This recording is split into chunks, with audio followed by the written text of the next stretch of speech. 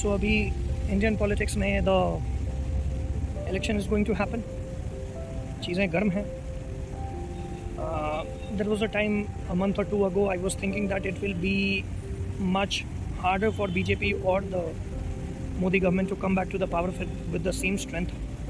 But with time I have realized कि जिस तरीके से जो है ये नया वाला जो ये महागठबंधन बना है एंड लाइक हर पार्टी से जो है people were joining is not going in the right direction. मतलब I should say it is definitely not going in the right direction. So that is one part.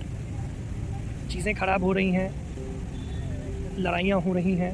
It's going in a direction जहाँ से recovery करना actually में उन लोगों के लिए मुश्किल हो जाएगा. They have started in fighting. That is another part जिसको जो है हमें समझना पड़ेगा. और then there is a communal divide. अब जो है हिंदूज़ थोड़ा सा ज़्यादा जागरूक हो गए हैं. आई विल नॉट से कि ज़्यादा जागरूक हो गए हैं, आई वुड से कि अब उस जागरूकता के साथ जो है दे हैव स्टार्टेड बिकमिंग वोकल.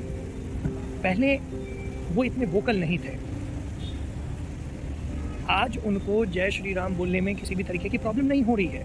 पहले हो रही थी. पहले दे यूज्ड टू थिंक कि should we do something like this. और अब जो है उस चीज़ को पॉजिटिवली भी लिया जा रहा है और उस चीज़ को उसी तरीके से जो है वो चीज़ों को समझ के आगे भी बढ़ रहा है. अभी जो इंडिया पाकिस्तान का मैच हुआ था उसमें मतलब there was a different scenario.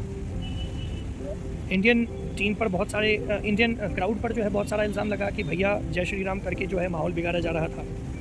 But nobody is ready to talk regarding the other side, जहाँ पे क्रिकेट ग्राउंड पे नमाज पढ़ लिया जा रहा है. क्रिकेटर्स को जो है फॉर देयर बेटर परफॉर्मेंस मर्दे मुजाहिद बुला दिया जा रहा है. These things are being taken in the right manner. इसको अच्छे मैनर में लिया जा रहा है and that is where the problem is. और जब उसका रिटालिएशन होता है, और वो भी रिटालिएशन कोई ऐसा रिटालिएशन नहीं जिससे दिक्कत हो. The kind of retaliation that was been given to this kind of thing was just जय श्री राम के नारे. लेकिन उसको फिर गलत लाइट में दिखाना, उसको दिखाना कि देखो मेजॉरिटी जो है वो मतलब अपने आप को हावी कर रही है, जबकि ऐसा कुछ भी नहीं था.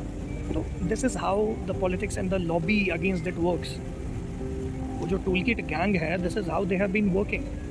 सेम केस को अगर इसराइल और गाज़ा पर ले लिया जाए तो गाज़ा वालों ने जो इसराइल को इन्वेड किया उसमें जो घुस के लोगों को मारा, काटा और साथ में उसको जो है ब्रॉडकास्ट किया कि whatever we are doing is the right thing. चीज़ें वहीं पर ख़राब हो जानी चाहिए. But the tool kit gang was ready from the beginning कि once Israel strikes back we will take care of this. और जिस तरीके से Israel started taking care of the whole war situation, और जब इसराइल की तरफ से जो है हैमरिंग शुरू हुई तो टूल किट गैंग जो है तुरंत एक्टिव हो गया कि देखो बच्चे मारे जा रहे हैं, देखो बच्चों पर जो है बॉम्बिंग की जा रही है, देखो हॉस्पिटल पे बॉम्बिंग की जा रही है. और यही जो है सबसे बड़ा प्रॉब्लम है. Tool kit gang is not exclusive to just Indian politics और India. Tool kit gang works globally and that is what started happening with Israel. A lot of misinformation started spreading and that was against Israel. वो Gaza strip में जो Baptist hospital पे जो हमले वाली बात थी, that came out to be a complete hoax. वो उनका खुद का मिसाइल उन पर गिरा था and that is because it was blamed upon Israel. यही चीज़ जो है समझना पड़ेगा. Not everything and anything that you see in the news is correct. You will have to use your own analysis.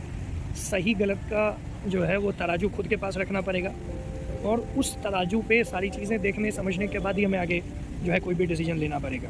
देश के लिए क्या अच्छा है ये समझना पड़ेगा. देश के लिए कौन अच्छा है ये समझना पड़ेगा. देश को सर्वोपरि कौन रख रहा है ये भी समझना पड़ेगा. और उसके बाद भी किसी भी तरीके की जो है डिसीजन मेकिंग अगर होती है तो देश के फ़ायदे के लिए, देश के रैशनल के लिए बेटर रहेगा. धन्यवाद.